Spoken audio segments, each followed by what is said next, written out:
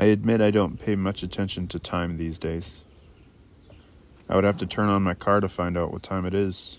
But honestly, knowing that it's the morning will suffice. I rarely even have my phone on during the day. My social media interactions have all but ceased. The days are blurring together and the weekends are non-existent.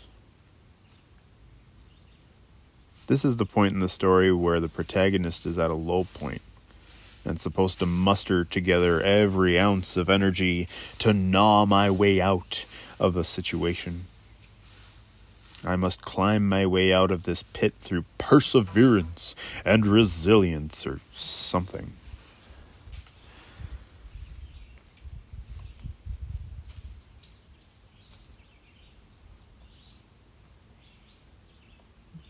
In my depression, I have made efforts to spend time within the Sherburne National Wildlife Refuge. I've been here every week for the last month exploring several spots off trail where there are undisturbed pockets to set up a hammock and watch the animals in silence. Blandings, turtles, American badgers, and sandhill cranes roam freely.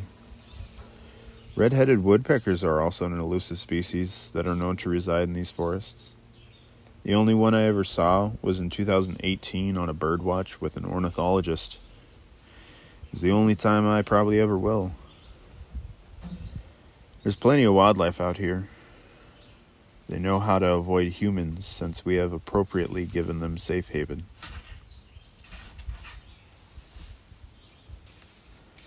So here I am. I am ready to start my adult life. I can go anywhere, wherever I can help.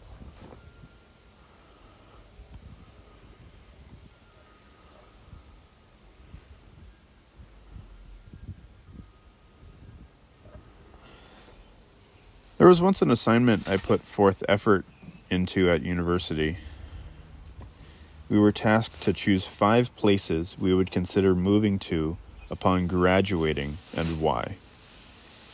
It was a project to present demographic and economic data, and I chose the North Shore, the Twin Cities, Lake Superior on the Wisconsin side, Door County, Wisconsin, and central Minnesota.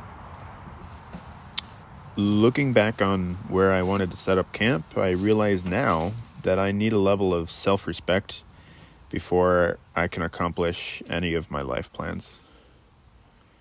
In making such an important and drastic decision, we must avoid complacency to improve our well-being.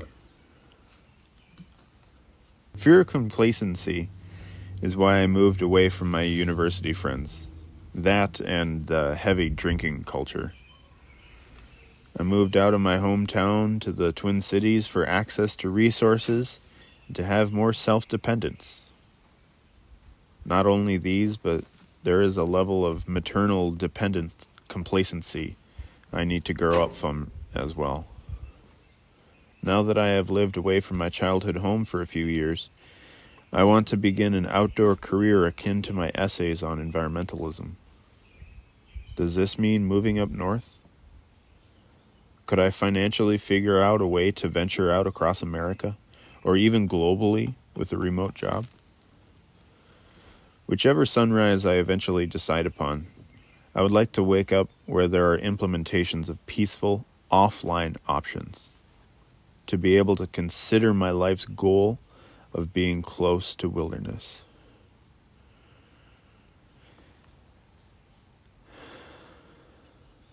Throughout my 20s, I have admired the quaint sustainability of living minimalistically in a small home.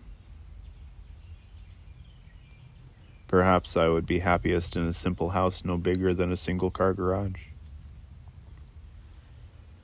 I remain to this day uncomfortable around insufficient superfluous development of land. Environments are much better suited when there are large trees growing in healthy soil, thriving. The world has innumerable amounts of unused game rooms, dusty study rooms, and stuffed garages just wasting away, dormant and denying the potential for life. It is quite literally dead space. televisions, computers, gaming systems, and whatever people turn their minds off to these days are reasons to stay inside on a summer day. Winter ones too, but that can be justified a little bit better. To each their own, but I fervently believe that many people are spending too many hours every single day staring and flicking their thumbs at a plastic phone. We as a society are watching as entire generations are actively choosing to live indoors on our free time. By turning our phones off, a passage of time once lost can be regained. After a long day, why not recharge with a satisfying sunny stroll? If possible, why not hang out with friends outside? This means we do not have to fade.